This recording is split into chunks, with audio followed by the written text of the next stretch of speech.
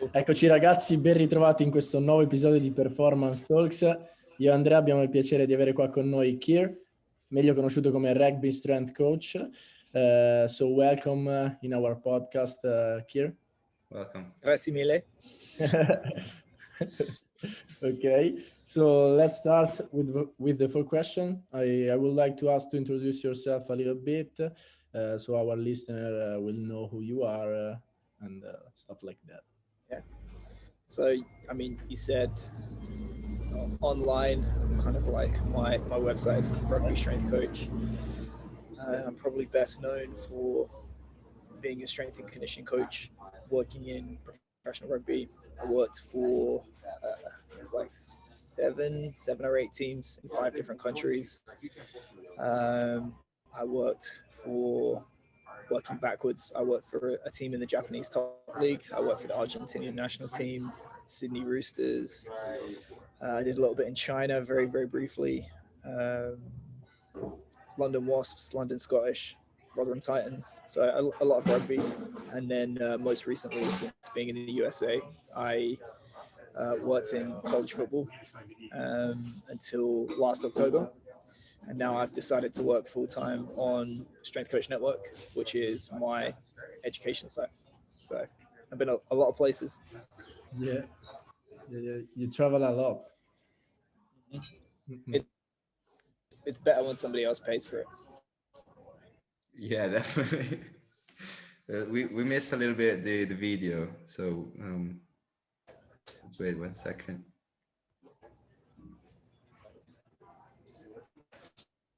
Do you hear us? Do you see us?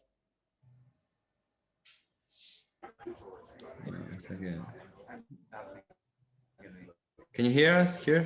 Yeah, I can hear you. I can't see the video. Do you want to switch the video off? Okay, no, we got you. No, we got you. Yeah. Okay, so well, if do you want to try switching the video off? No, I think we. No, it's fine. It's okay now. Okay. So personally, I've always been a huge fan of yours, and you know, I've been growing up playing rugby here in Italy, and I know it's not like that common to play rugby here, so I always look forward to, you know, found some sort of strength and conditioning information from anybody, and you were one of the first that I come up to, because you were at the beginning, you were like at the beginning of my little career. You were you were the first on social media and stuff like that. So everybody, like, I was fascinating about the work you've done, and you'll keep on doing. So it's a huge pleasure to have you with us today. And if I may, you got the chance, and you got the capacity to work around the world from like 4 different countries, continents, sorry, and many countries. So just for knowing, what kind of like differences you may address in regards of different countries and like different S&C environment around the world? You know, I think there's going to be differences between teams, even within the same country. So my experiences maybe aren't going to be representative of an entire continent or country. I think you have to account for the culture of the organization, the individuals that make up that team, the country you're in, the continent, the sport, all that kind of stuff. But yeah, absolutely. I think that there's a lot of fundamental stuff that doesn't change, and whenever you go into a new environment, that's the stuff that you need to do first, because it's going to work. But then, of course, there's a lot of differences between different organizations that typically what happens is you make a mistake and learn the hard way.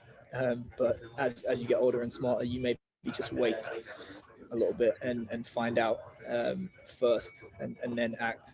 But of course, you know, there's a lot of differences. I think that, you know, the biggest difference between the East and the West is in the East, you sacrifice yourself for the group, and in the West, you sacrifice the group for yourself.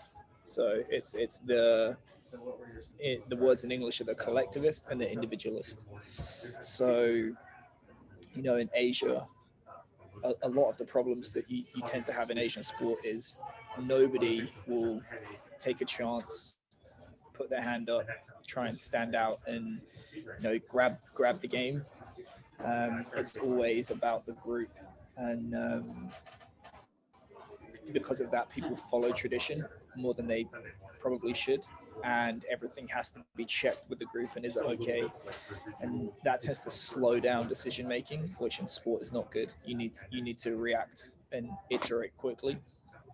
And then of course in the West, the reverse is true, where everyone wants to be the superstar. They want to be the person that wins the game. And sport, there's fundamentally a lot of cooperation and coordination that has to happen, and there has to be not fixed ways of doing things, but there has to be a fairly standard way of doing things, because that's where you get the repeatability from and the predictability. And when people are so adamant about trying to get ahead, that stuff fails. So I think it's kind of funny. What you tend to see in Japanese rugby is that the most successful teams tend to have non-Japanese coaches, and they have a core of players that are non-Japanese, or they're 50-50. So for example, they either born in another country, raised in Japan, get their passport, or they have mixed parents. And then in the West, it just seems anecdotally that a lot of teams, when they have success, it's because they've behaved more Eastern. So it's about the group and sacrifice and that kind of stuff. So it's an interesting balance that you have to strike. I mean, those are the real big differences between the East and the West. And when it comes to Australia, it's just it's weird. When you grow up in England, you just think Australia, because it's an English country. Yeah. That when you go there, it's just going to be England, but hotter. Like culturally, it's going to be very similar to England. In reality, I'd say it's probably midway between America and England. So there's some aspects of English culture, there's some aspects of American culture, but the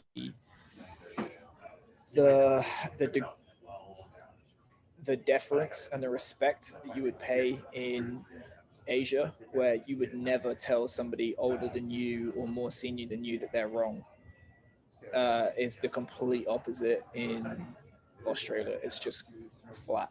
For the most part, it's just flat. Very, very direct. What doesn't look like a lot of respect. So, yeah, if you're going to work in all those different countries, I think you have to either be flexible or learn to be flexible very quickly. Otherwise, it's going to hurt your career. Yeah. Gotcha.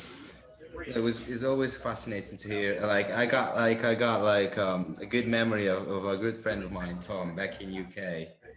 He was every time we were talking about US, we were talking like, oh, the good old colonies, and it was make me laugh, and it was hilarious at the time. Yeah. So moving on, as I said before, we can easily say that you are a well-established S&C coach online. You got like a big business online. May we say it? I wouldn't say big. Very big. Let's put it this way.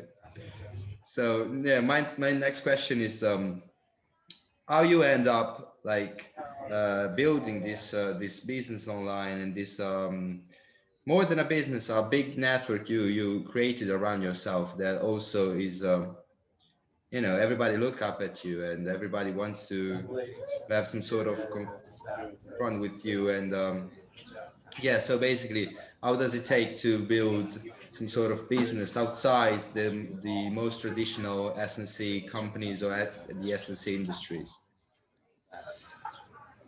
Well, the first answer is just I was poor. So when I started, I just recorded a video yesterday where I talk about basically in my career, I went from 0 to 200,000 a year in 8 years.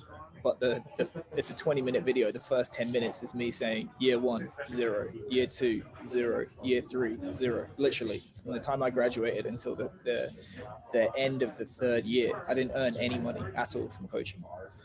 So it started out as necessity, and I was writing programs for people that I knew, and they were paying me a little bit of money, and I thought, right, why don't I just put this out on the internet and see if other people will buy it? And it was insanely cheap, probably 10% of what I would charge now for a program. I don't even do programs now for another reason, but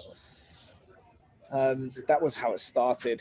And a guy that I had gone to school with, that we were in London at the same time, he had started in SEO, digital marketing, all that kind of stuff, and he helped me out initially, and he encouraged me to get into it. He was very helpful, and now, funnily enough, he's a CEO of an entire company, so he's obviously very, very good at what he does.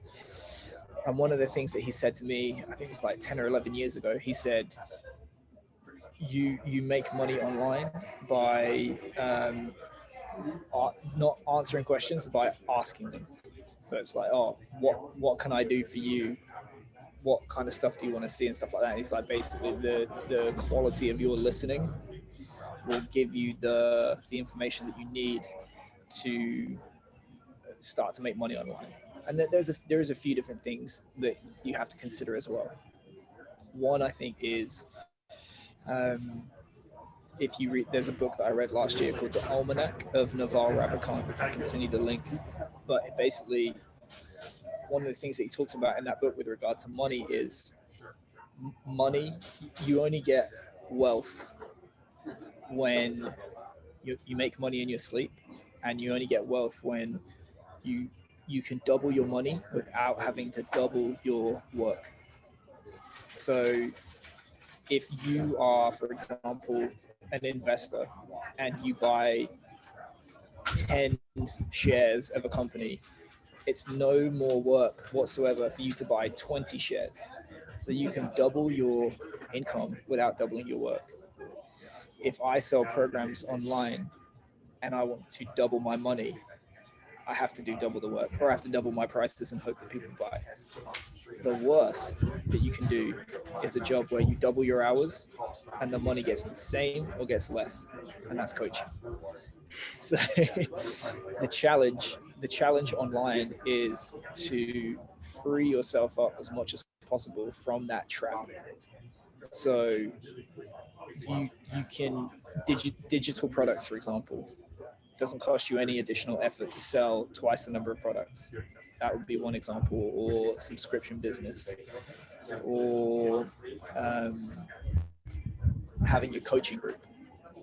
So for example, if you wanted to be a consultant, it's better to get 50 people paying you a small amount and then you do them all together, rather than you do 50 people individually and charge more per hour, stuff like that.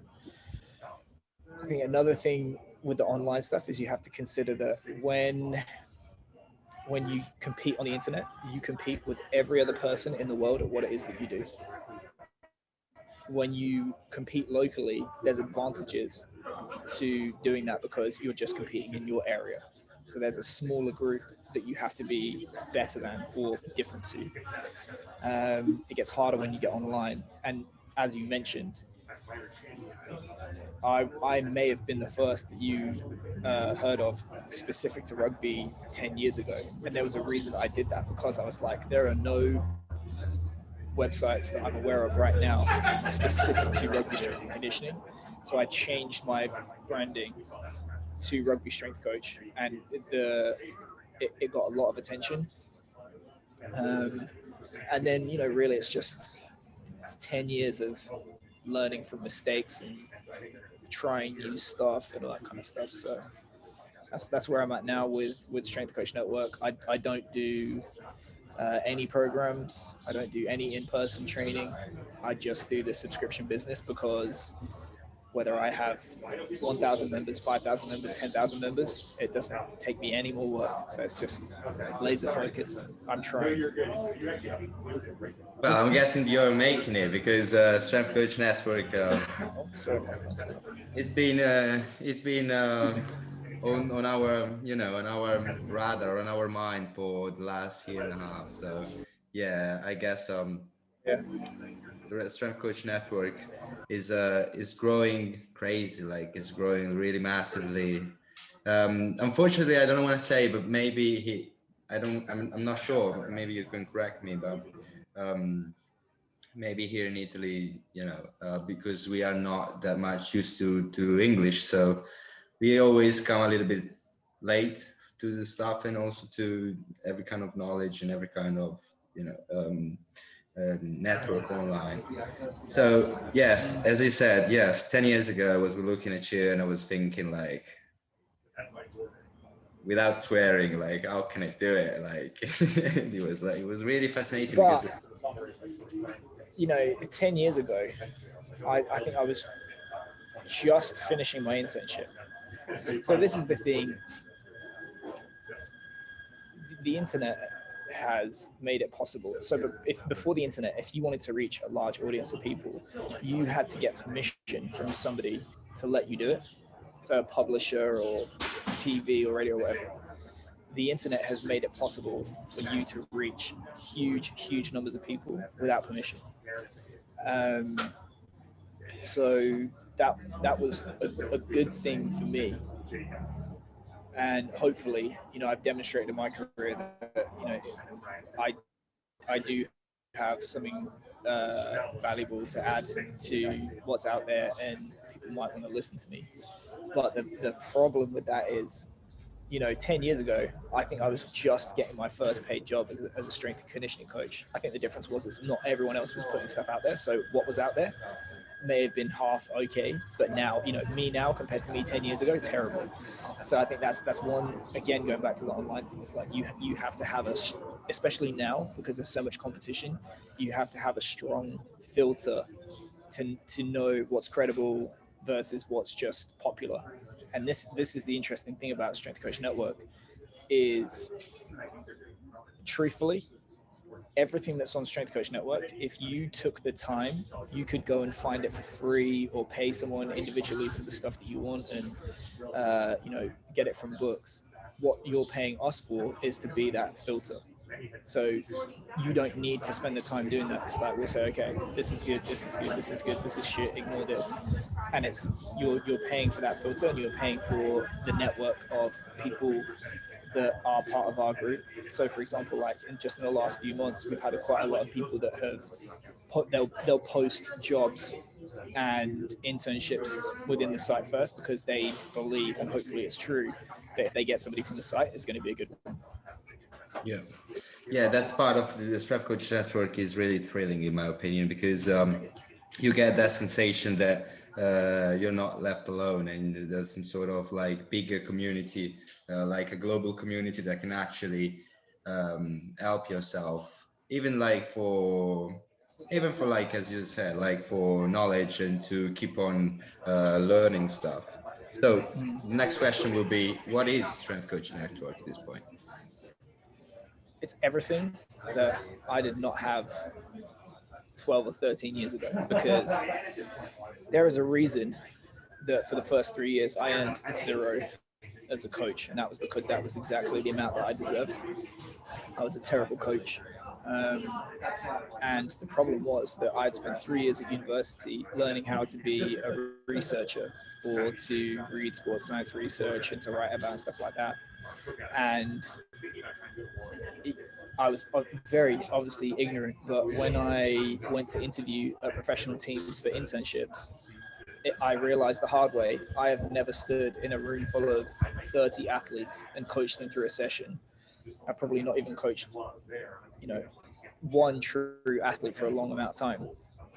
And I had no exposure to the kind of information, or the applied information that actually matters when it comes to being a coach. I had none of the professional network that I needed to put me in the room for interviews, jobs, someone to talk me through the process of how to apply for a job. Nobody ever explained to me what things I could do to make sure that I wasn't as poor as I was. And, you know, just not being able to speak to people that were in exactly the same position as me and share ideas and basically do that. And that's everything that we offer. So we offer the education, the networking, the career advice, and then the financial robustness. And it's just trying to make it easier for people that follow after us. Yeah, that's pretty much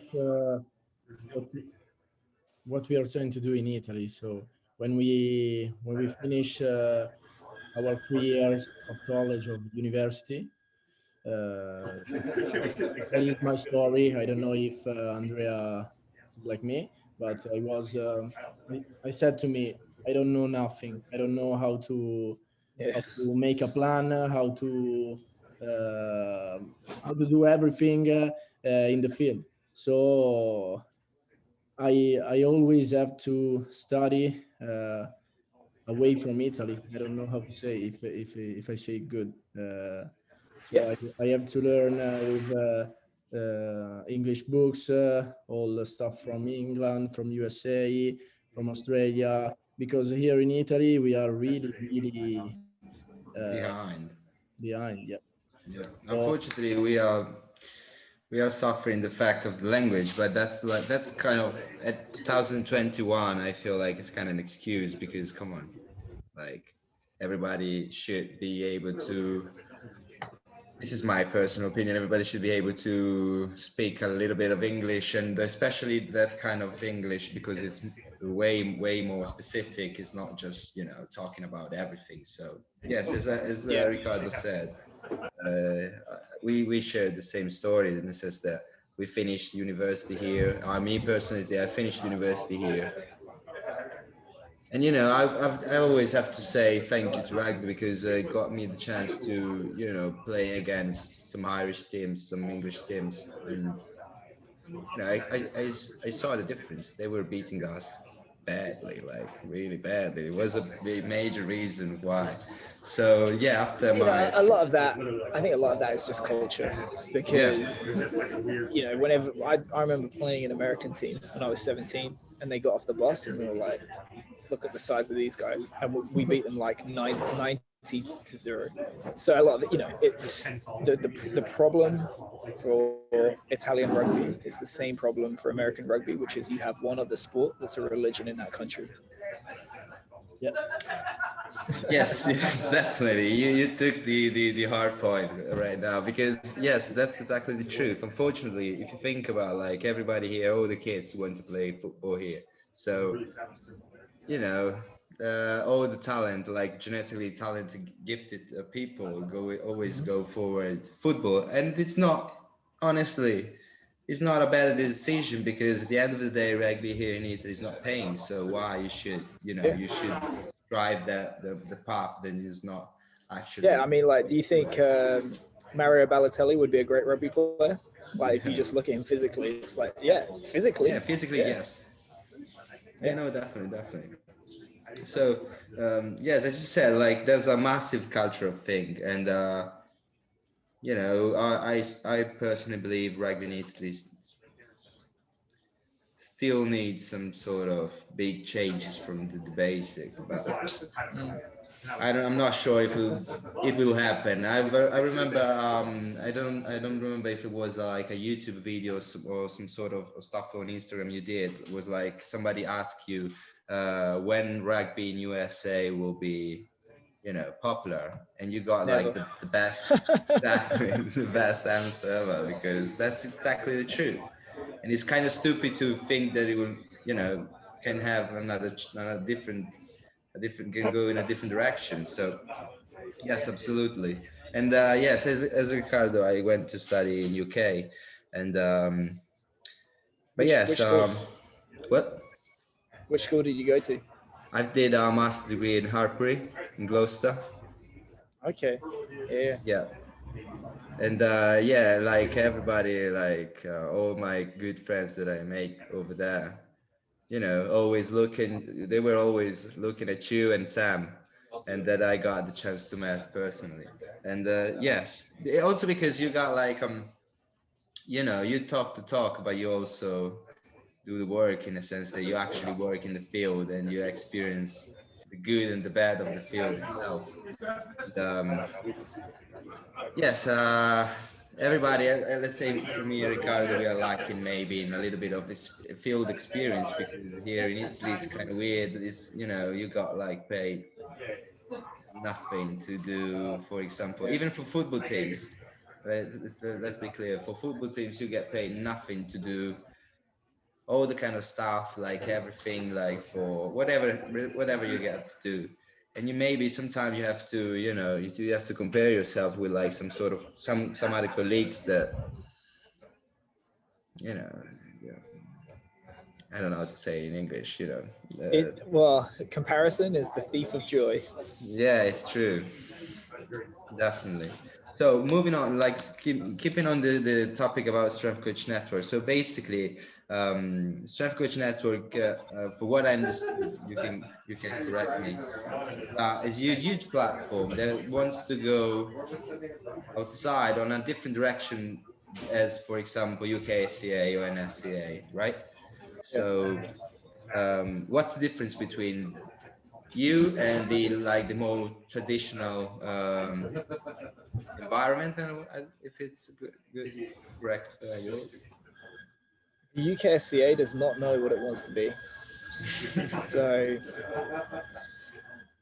yeah, I had an argument with a board member on Twitter about this, which is, if you and I have a relationship, a business relationship, it should be that when you do well, I do well, and when you do badly, I do badly. Yeah? Yeah. Is that fair? Yeah. Okay.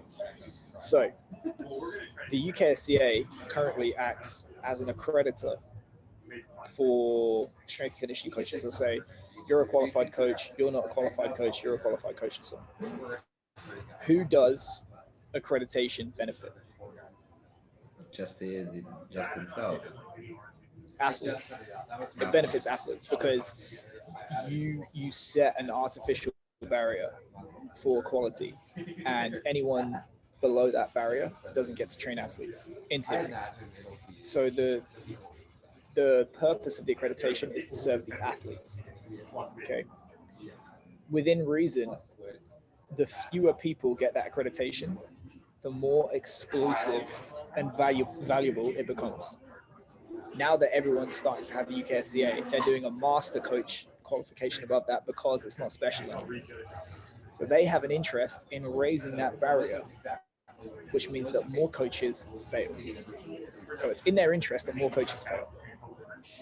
They also act as an educator, which is, come and take our courses. We'll teach you how to pass the UKSCA accreditation. Who does education serve?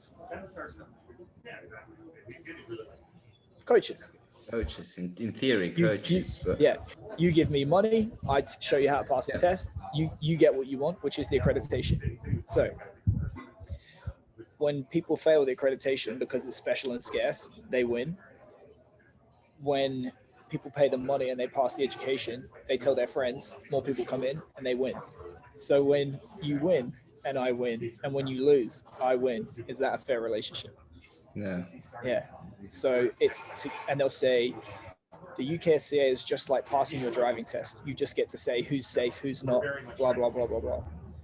Okay, but the same people that test you for your driving license won't also say, come and take my driving license.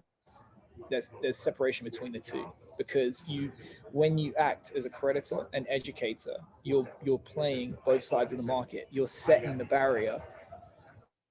And the reply from the UKSCA is, well, everyone is welcome to compete with the UKSCA. You can go off and start your own education and so on, but who writes the exam? So you have the answers to the test. You start up your business and say, oh, you're welcome to compete with me, which it's false competition. The UKSCA wants to be a monopoly. So they want to be the only qualification. They want to be the gold standard within the industry, where everybody needs the UKSCA to work in the industry. Because if What they don't want is to be one of 10 different qualifications where the UKSCA isn't necessary whatsoever. You can just ignore them and still get what you want. So they want a monopoly.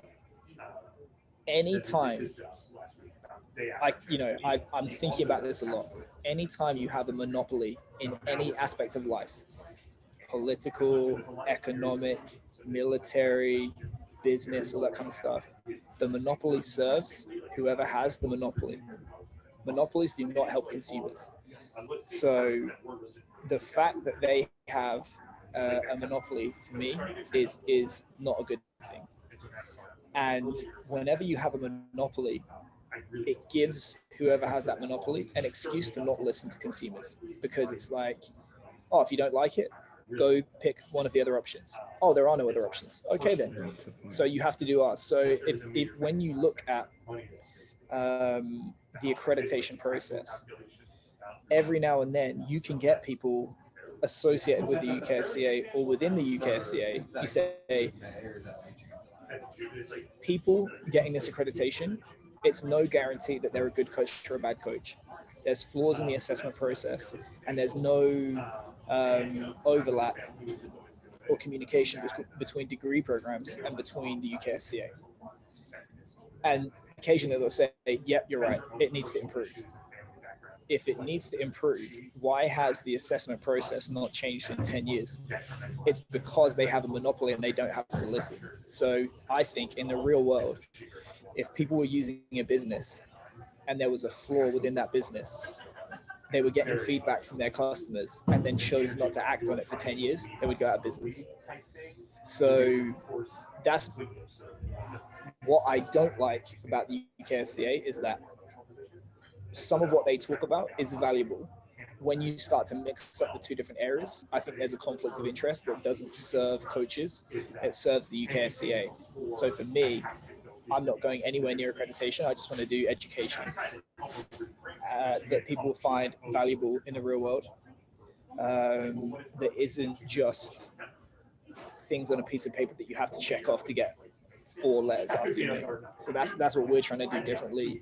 There's probably less money in it. I don't know, but I would say that's the big difference. Maybe not yet. Yeah.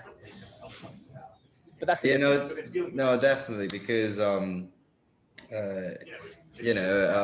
after graduating, I've tried to apply some internships, some jobs back in UK and in the US. If you don't have those kind of accreditation, they don't even reply to the email, stuff like that. It's like, that's necessary. And it's one of those things that luckily here in Italy, there's not.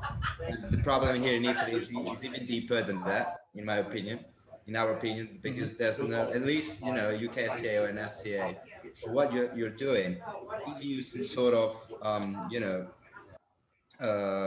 recognition from the country, and they're like, okay, you are a strength and conditioning coach. Besides the fact that they're good or they are just on their advantages or whatever, in Italy there's not like an Italian strength and conditioning association where you can. So, but besides that, yes, it's definitely true, because every time in every kind of jobs they ask you UKSCA, and maybe I got like 5 years of experience here in Italy, but if I don't have UKSCAs, they're like, who cares, mate? Like, we don't care at all. So going a little bit deeper in this strength coach network. What kind of, like, in the knowledge part, in the part of the knowledge related, like what kind of how can you divide it? Like, let's say, for example, if I want to learn something about like speed or some sort of conditioning, how do I get those kind of information? Like, I can share my screen if you want to see it. Okay. Okay, perfect. I think I have to. A moment. Devi mandargli la possibilità. Now you can, I think, share your screen. Okay. So the way that we've tried to organize it, when we first started out, it was almost exclusively for aspiring coaches, so people that wanted to get into the industry. So a lot of the focus was on that, but then it became obvious that we had a lot of coaches that maybe had been with us from the start and wanted to get into the industry, and then they start to climb the ladder, and now they're directors as well. And one example is we had a member who, he's been with the site from the very start. He's now the head of strength and conditioning for India field hockey, and they're going to the Olympics. So he did a Q&A yesterday for our members. We have a bunch of stuff like that. So really we have three different groups, which is you want to get into the industry, you want to work up to be ahead, and then once you're ahead, you know, how do you win championships? So the real big thing that we have here is the top 10 lists. So each of these is an hour-long webinar that's a curated list of the top 10 things that we think are going to be most useful at that level of your career. For example, when you're an aspiring intern or assistant strength coach, do you really need to know how to create a Google data dashboard and use force plates and strength diagnostics and think about metabolic specificity? No. You need to learn stuff about, you know, big lessons, the impact of communication, how to pass the UKSCA, basic 1x20, sprinting, nutrition, changing direction, programming, motor learning, like all that kind of stuff. And then we start to get into the high level stuff here. And then really, once you start to get to the head strength coach level, it becomes more to do with being a manager and a communicator and being a hub that all the information comes through. So this is the curated list that we have right here. You can also search here for, so if I, for example, speed, you can search individual. So we obviously got a lot there, or you can go to advanced, if I can find it. Here we go to the advanced thing like that. We can search titles for speed. And this will give you both discussions and it will give you presentations. If you want to go by topic, come down here. And these are the primary categories that we have for both talks and for discussions. And then we have the main web forum section. So we have educational materials, which is split into Strength Coach Network, CVASPs, the yearly seminars, the CVAS webinars, the Coaches Corners, which is like shorter talks, and then the cheat sheets, which is downloadable PDFs that you can just have on your phone or have in your pocket that are useful. We also have the strength and conditioning discussion. So we have like almost 700 discussions now since the start. Career development, we record all of our live Q&As. So you can just go in and rewatch the talk. And then if you want to leave a comment, you can. Then we also have the business discussion. So different things about, you know, if you want to make money on a rental property, balancing jobs and internships, online training, marketing, all this kind of stuff. And that's basically the website. Oh, that's amazing. No, that's really different from whatever you can find. Because even like, for example, if you got like the UKSCA certification, you don't get access to all the kind of stuff. It's just you got like, and that's it. Like, so why have I done? And you have to pay.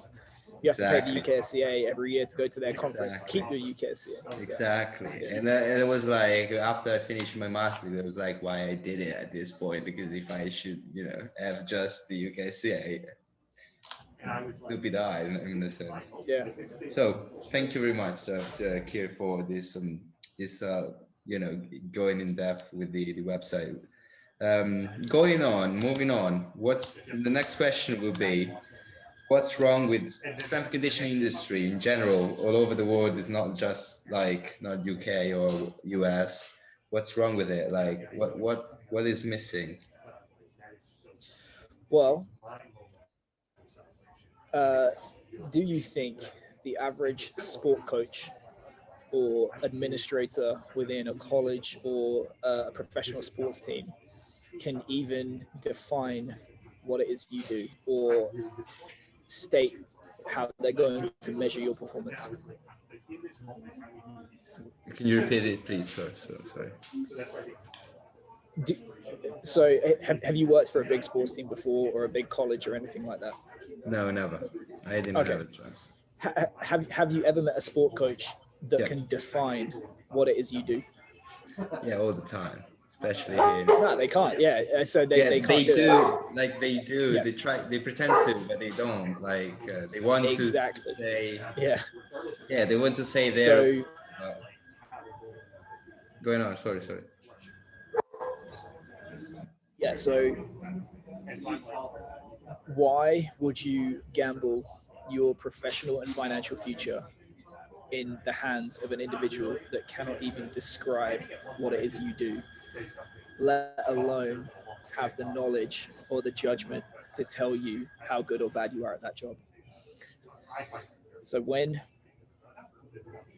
that is not in place, when that can't happen, rather than judge you on how well you do your job and have agreed criteria to evaluate how good you are as a coach, what happens is it becomes about how well liked you are, or a number of criteria that have nothing to do with coaching. So you see all these morons on ESPN in college football that make a bunch of noise and jump up and down and do this. Really. People get hired. People get hired for that. So the biggest problem is that there is no relationship whatsoever between objectively how good you are as a coach and how productive your career is. Is it important to be liked? Yes. Is it important that the athletes enjoy training and have good enthusiasm? Yes. Can you still be a terrible, terrible coach that might even endanger athletes with those two things in place? Absolutely.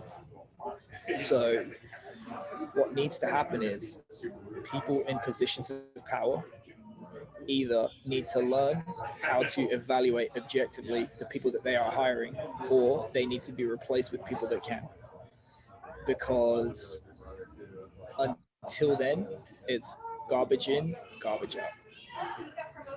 But you got like, as your personal opinion, do you feel like this is, when I say this is maybe more related to US environment rather than, like, for example, UK, or it's the same?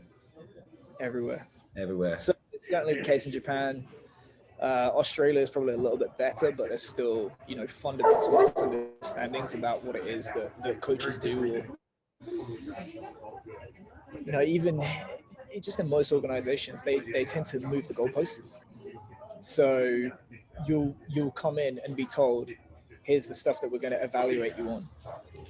For example, speed, strength, power, injuries, wins and losses, whatever.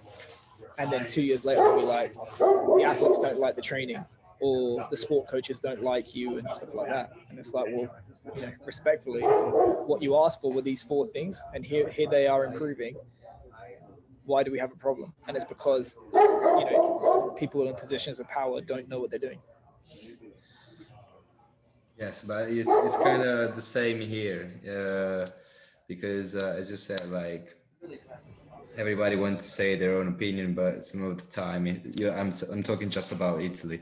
Everybody wants to say their own opinion, but some of the time, they got no idea what they're talking about. Then why the hell do I have to argue with those people? It's just, it's just wasting of time, even for those people to come to me to talk about, like, stupid crap. That's make no sense. So you know James Smith, right? James Smith. He wrote probably the best coaching book that's ever been written, which is The Governing Dynamics of Coaching. And he shared a quote from Marco Pierre White, who's an English chef. And he said he stopped chasing Michelin stars because he couldn't live with being judged by people that had a fraction of his knowledge. And it's arrogant to say it, but it's true. Yeah, that man was cool. That was a rock star. Yeah. A rock star. Yeah. No, you're completely right. Like, well, hopefully, Strength Coach Network will be, a bright light in the darkness somehow. So, exactly, finger crossed.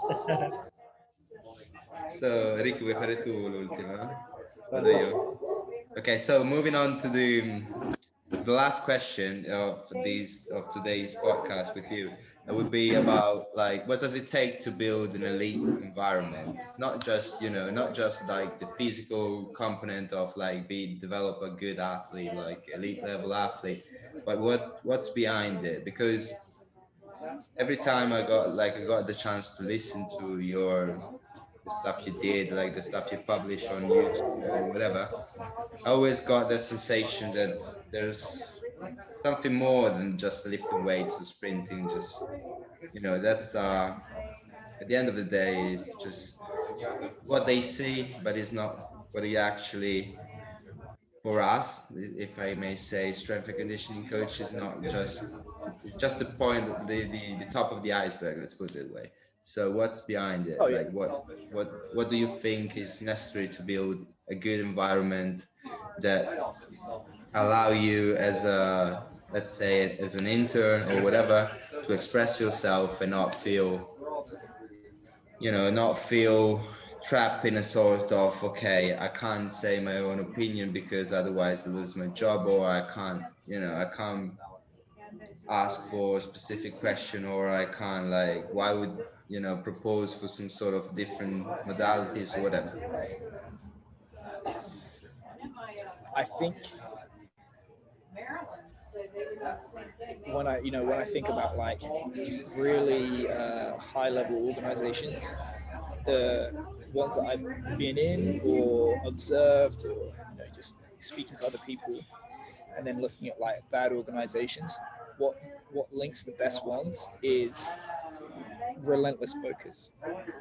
So the more things you try to do, the worse you do at them.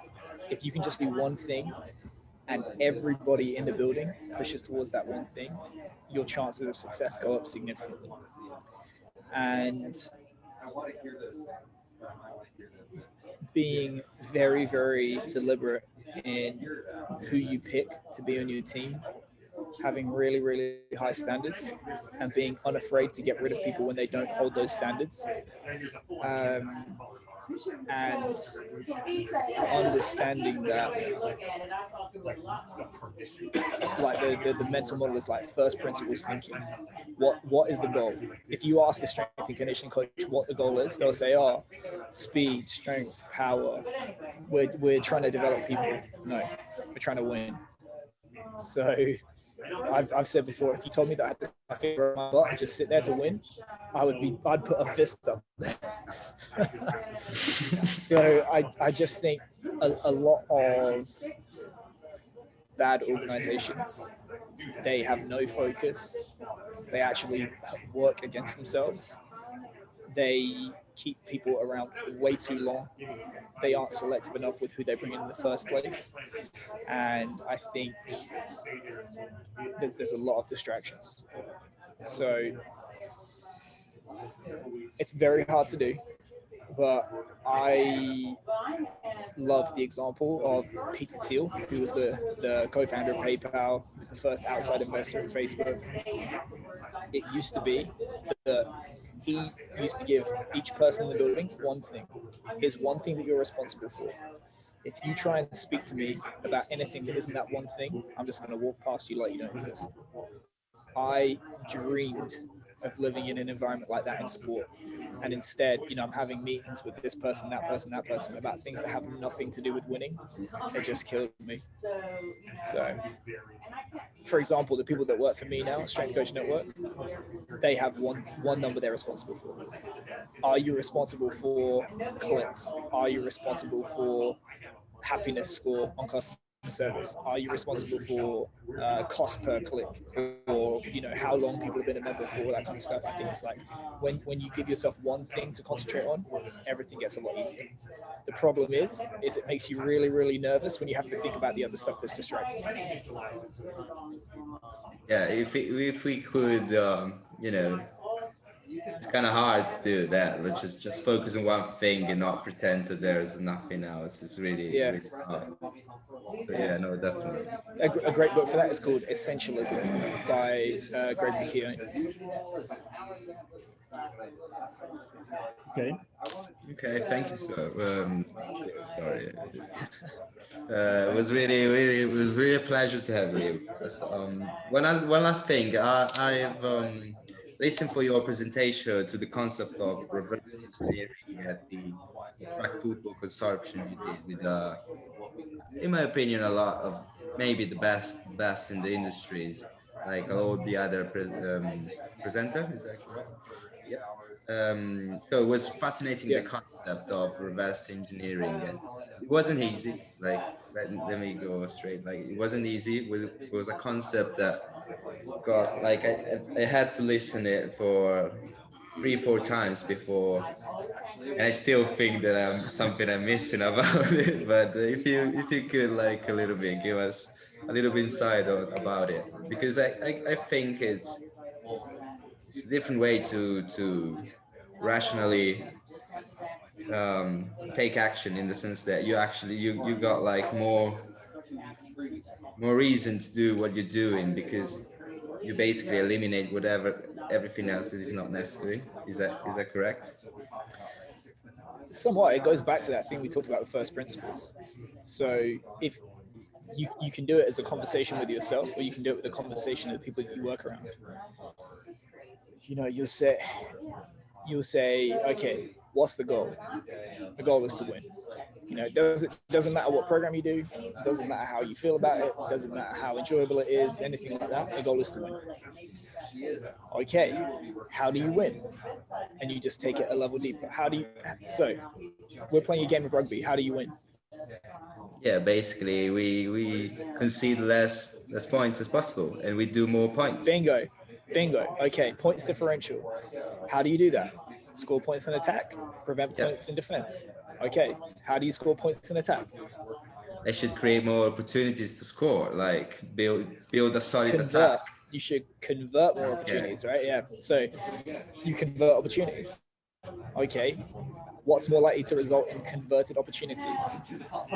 Opposed or unopposed? Unopposed. Yeah. So, okay, how do you create uncontested scoring opportunities? Force, speed, misdirection, where you're forcing an error. Yeah. Okay, how do you use, or how do you train force, speed, and misdirection? Well, misdirection is going to be, I mean, all of them are basically physical, tactical, technical, psychological. And you go a level deeper and say, okay, what makes up physical prep? Central nervous system, metabolic system, neuromuscular system. What makes up the neuromuscular system? Muscle cross-sectional area, tendon insertion, blah, blah, blah, blah, blah. So you're just going down until you have all of the pieces. Systems thinking says, at any one moment, amongst all those variables, one thing is probably going to be the limiting factor. More likely, it's going to be the limiting factor, or there's going to be a group of things that are the limiting factor. So, for example, if I am an international wing in rugby union, I'm 6'3", or let's say 1m95, 110 kilos. Is it my height or my body weight that is a limiting factor? But if my top speed is 8 meters per second, what do you think the limiting factor is to my physical performance? Will not be the physical performance. It's going to be speed. Yeah, speed. Yes. International rugby wing, you need in the region of at least 9 to 10 meters. Exactly. So okay, what's the problem? Then you can look at, like, stride length, stride frequency. You look at the stride length and say, okay, how much force are you putting into the floor? All this kind of stuff. You just go a level deeper. So if we look at that rugby player and we say, you know, what is the best use of our time right now to remove that limiting factor? If I'm 6'4" and 110 kilos, should I go do German volume training in the gym, or do I need to get on the track? I need to get on the track. Yes, definitely. So all training in everything is, do we do this or do we do this? Because you can't do everything. There's a limited amount of time in the day. You can't do everything. So you're having to make a decision about what is going to be the best return in terms of performance on the investment of time and effort throughout the day. So this is why you need to be able to understand what elite performance looks like, all the things that contribute to performance, and you need to have the ability to diagnose very, very quickly where the weakness might be in all those things, and then have the experience, the judgment, the resources, the research, and so on, to come up with the most efficient way possible to improve that thing, and then you just go around again. I gotcha. In fact, if I may say one thing, I remember a Q&A you did on Instagram, and there was a guy like asking, I don't remember actually the question, but I remember the answer. The answer was like, close the gym and go on the track field. And that was amazing for me at the time, because, it was, I guess like for me growing up in a rugby context here in Italy, we do a lot of gym, but I guess everywhere in rugby is like way more focused on the gym part of it. And too much. Yeah, and then you watch like random people, and it's kind of funny. But yes, I completely understand your point. That was really good. Process thinking, even to actually go in deep, like go in depth for what you actually need to win the games. Because at the end of the day, as you said, you need to win. Otherwise, That's it. there's